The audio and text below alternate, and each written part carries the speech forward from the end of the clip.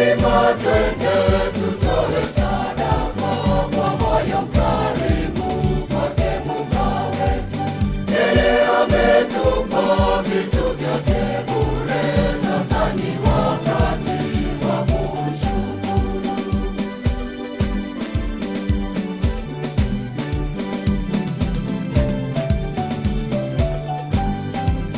Mazao ya nchi, kazi ya wanadamu, Bwana tupokee.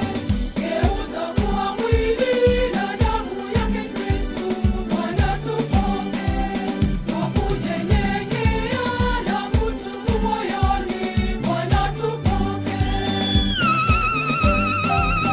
Ima twende tutoe sadaka kwa moyo mkarimu kwake Muumba wetu. Yeye ametupa vitu vyote bure, sasa ni wakati wa kumshukuru. Ima twende